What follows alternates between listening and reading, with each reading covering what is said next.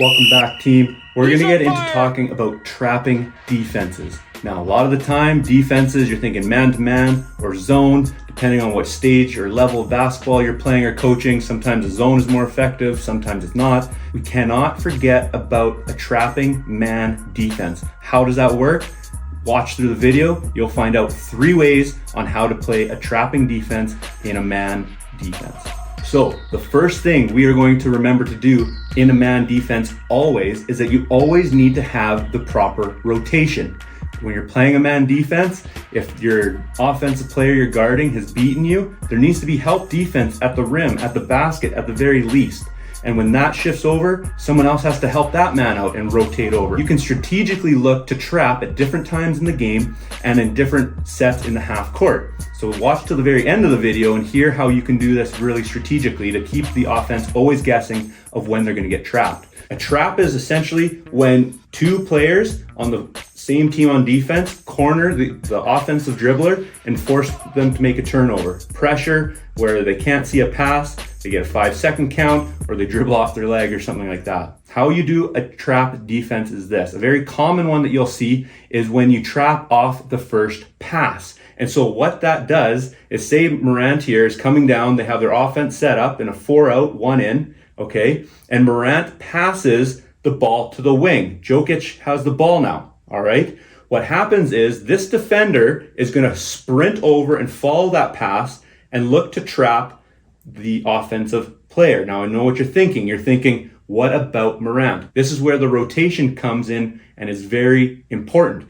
If the trap is there and the rotation's not, this guy gets a free layup to the basket. He's basically doing a give and go, and he's in and he's causing you all kinds of trouble. When that pass goes to the wing and you trap the wing, these other defenders need to respond and need to sprint over and making sure that they're covering a check closest to the ball so that these passes are now no longer available. The only pass that they can make is going to be one to the far side of the floor that very likely can be picked off.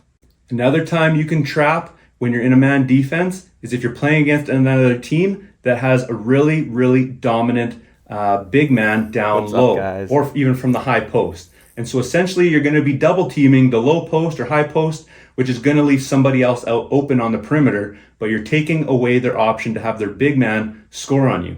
So for an instance, say the pass comes down to Joel here. He has the ball, Shaq is playing defense on him. Who's going to help and who's going to rotate? You never want to help from the strong side of the floor. So Rodman is not helping here. If he does, LeBron's hitting that 3.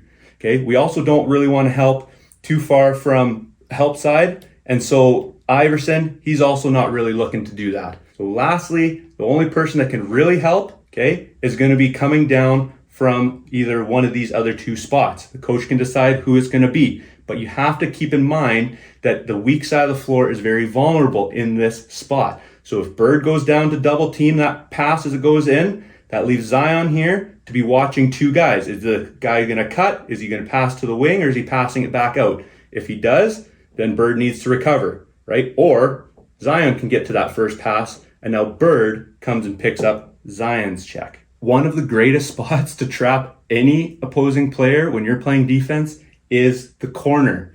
Now, the ball goes to the corner, whether it's passed there, whether it's dribbled there. Some coaches will tell you anytime the ball goes to the corner, we trap. Right, again, so the next closest man comes over to trap and really locks the ball down in the corner. The next guys come over to cover their other defenders, making those initial passes very hard, leaving a very dangerous pass all the way to the far side of the floor. So as a coach, as a player, remember these spots. You can put different rules on your trapping defense. You can say, we're going to trap on the first pass. Or maybe you're going to say, we are going to trap only in the low post. Or, hey, we're going to trap after the second pass, or only when the ball's in the corner. Be strategic in when you use the trap. Practice the rotation so that the passes are not going to destroy your trapping defense. Make sure you practice the rotation so that you have this tight, sealed trapping defense down to lock down your opposing team.